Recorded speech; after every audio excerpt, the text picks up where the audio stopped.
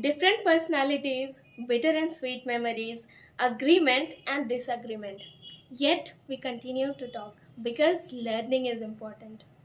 विभिन्न व्यक्तित्व, खट्टी मीठी यादें, सहमति और मतभेद, लेकिन फिर भी बातें जारी हैं क्योंकि सीखना जरूरी है।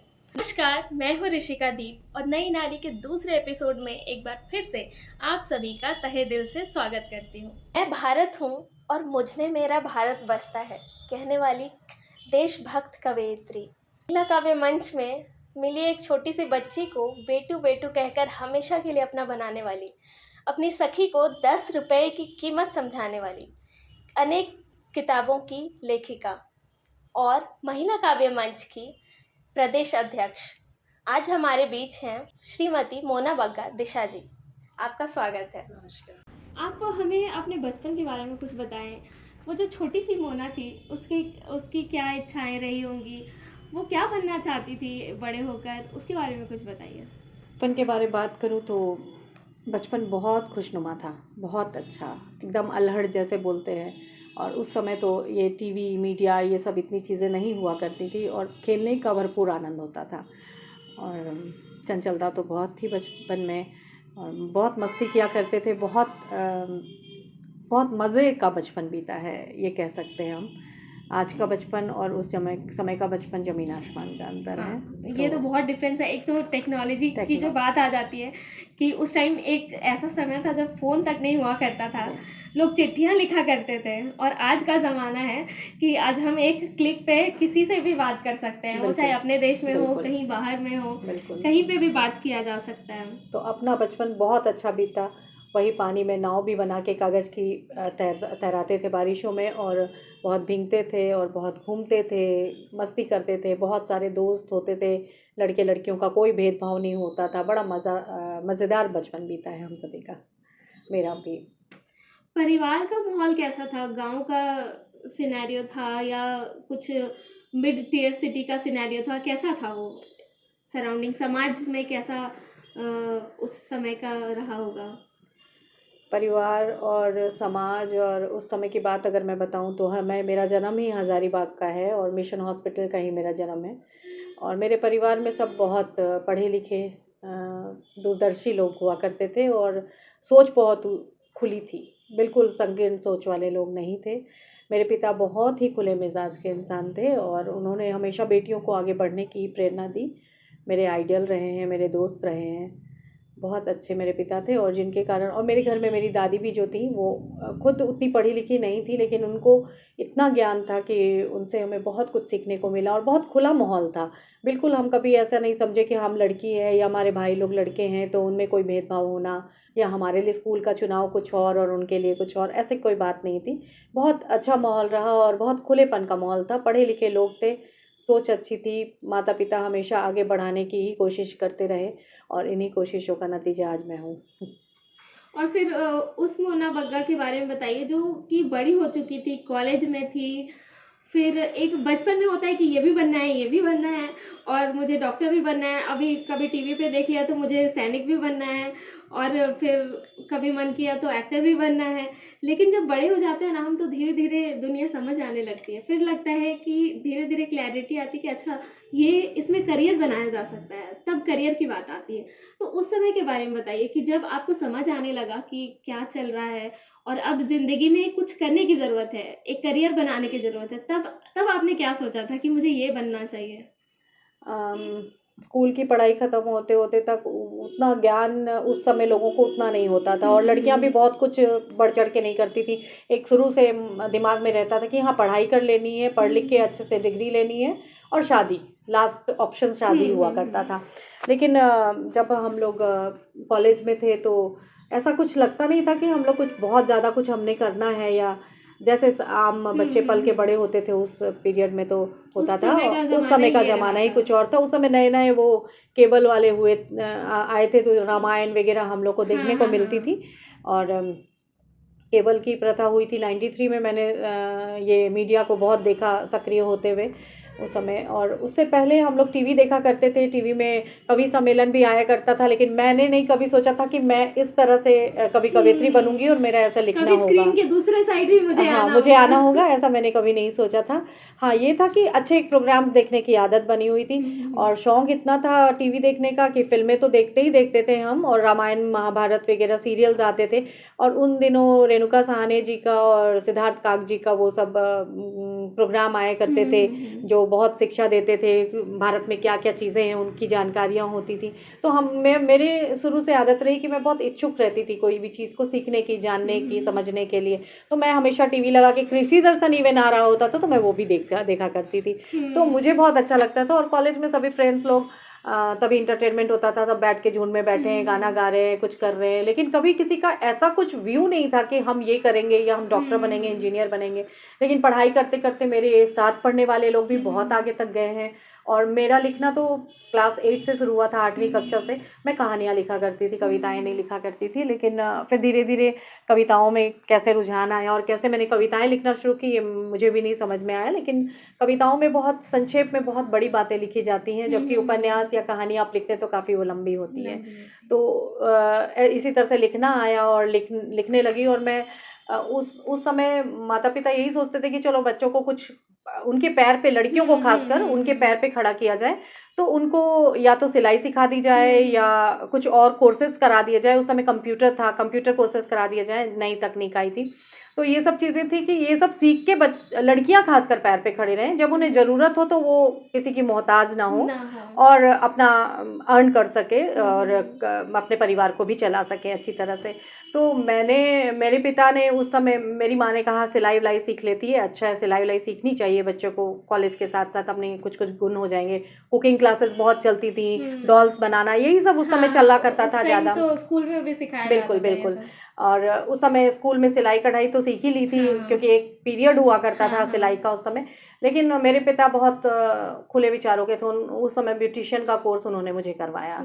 तो मैंने 92 में ब्यूटिशियन का कोर्स किया और उसके बाद फिर मैंने डबल डिप्लोमा भी बाद में लिया, अपना पार्लर भी चलाया और बहुत सारे क्षेत्रों में मैंने काम किया, समाज सेवा से लेके बच्चों को पढ़ाना और भी बहुत सारे काम, मतलब सिर्फ शौक से, पैसे कमाने के लिए नहीं। हाँ, पार्लर मैंने पैसे कमाने के लिए किया, खोला, बहुत उसमें आगे भी गई। और लिखना तो मेरा ऐसा कुछ नहीं था कि मैंने कभी नहीं सोचा था कि मैं इसे कभी प्रोफेशन के रूप में, और इससे मैं बहुत ज़्यादा जानी जाऊँगी, ऐसा मैंने नहीं सोचा था।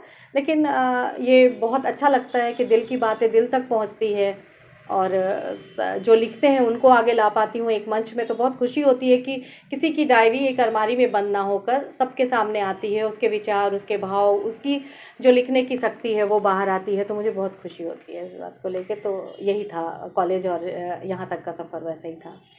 मतलब आपने लिखा है कि ख्वाहिश बस इतनी सी है कि धरा पर पैर रहे और आकाश को छू जाऊं मैं, है ना। और इस बात को आपने बिल्कुल जीवन में चरितार्थ भी किया जब आपने सेकंड इनिंग ली अपने लाइफ की। तो आप ये भी बताइए कि क्यों बाकी महिलाओं को भी आप इस तरह की प्रेरणा देना चाहेंगे कि वो अपने जीवन में भी सेकंड इनिंग लें, अपनी ज़िंदगी को फिर से जीना शुरू करें। जब एक दौर आता है जीवन में कि आप चलते जा रहे हो, आपको समझ नहीं आ रहा है, फिर तब लगता है कि अब सब कुछ खत्म होते जा रहा है, तब आपको एक नई शुरुआत करने की ज़रूरत होती है। तो उसके बारे में बताइए, आपके क्या विचार हैं? देखिए, हमारा समाज, हमारी संस्कृति हमें यही सिखाती है शुरू से, हमारा परिवार यही सिखाता है कि एक लड़की का जन्म जो होता है वो हमेशा पुरुषों से भिन्न रहा है। और ये आज की महिलाएं माने ना माने, लेकिन है, महिला और पुरुष बिल्कुल अलग अलग हैं। तो महिलाओं को क्या सिखाया जाता है कि भाई आप स्कूल जाओ, पढ़ाई करो, सब कुछ करो, घर के कामों में भी ध्यान दो, जबकि लड़कों को उस वक्त नहीं ये सिखाया जाता था। लेकिन आज के बच्चे तो बहुत अच्छे हैं और माएँ भी बहुत बदल चुकी हैं, तो बहुत कुछ अच्छा हो रहा है अब जीवन में। कुछ अच्छाई उस समय थी, कुछ अच्छाइयाँ आज हैं, कुछ बुराइयाँ उस समय थी, कुछ बुराइयाँ आज हैं। तो ये जो होता है ना, तालमेल लेके ही चलना पड़ता है जीवन को। तो मेरे परिवार में जब ये बातें हुआ करती थी, शादी की बातें हुई, तो शादी होने के बाद फिर एक औरत का जीवन बिल्कुल नया जन्म जो कहते हैं वो ही हो जाता है। तो जब हम लोग शादी से पहले होते हैं ना, तो बिल्कुल हमारे विचार उन्मुक्त, खुले खुले से रहते हैं और हम सोचते हैं कि नहीं, हमने जो करना है वही सही है और नहीं। लेकिन जब हम बंधते हैं रिश्तों में तो हमारे रिश्ते बहुत बदल जाते हैं। आप किसी के लिए चाची बन जाती हैं, किसी के लिए भाभी बन जाती हैं, किसी की मामी बन जाती हैं या बहू बन जाती हैं, पत्नी बन जाती हैं, फिर माँ बनती हैं। तो हर जो वो रिश्ता है ना, बहुत खूबसूरत पड़ावों से गुजरता हुआ एक औरत की अपनी ज़िंदगी को बिल्कुल बदल देता है। उसका अपना क्या एक अस्तित्व होता है वो खो जाता है। वो सिर्फ एक नाम रिश्तों में ही बंद कर रह जाती है। तो एक समय होता है जब वो उन सारी चीज़ों को जी रही होती है, एक माँ भी बनती है और बच्चों के दायित्व को लेकर जब इतने लंबे समय तक इतना अरसा बिता चुकी होती है अपने जीवन का, बहुत लंबा भाग बिताती है उसमें। और जब बिता चुकी होती है, जब बच्चे आजकल जैसे बाहर पढ़ने चले जाते हैं या कुछ बनने चले जाते हैं, तब आप बिल्कुल उस वक्त अपना एक स्थान देखती हैं कि रिक्त हो गया है, खालीपन आ जाता है खालीपन जीवन आ में। जाता है। और वो ही सही समय होता है उस औरत को फिर से अपने आप को जगाने का। जब वो भूल चुकी होती हैं कि उनमें क्या गुण थे, उनकी क्या हॉबीज़ थी, उनकी क्या हुनर थे जो वो ला सकती हैं और लोगों के सामने उसका अच्छा उपयोग दे सकती हैं। उन उसको कुछ देने का समय हाँ। आता है। तो वो जो समय है वो मेरे ख्याल से यही समय होता है जब आप बीच का समय आपको यही ईश्वर देते हैं कि आप अपने आप को प्रूव कर सकती हैं उस समय, या आप आना चाहती हैं, आपके ख्यालात जो दब गए हैं उसको आप निकाल सकती हैं।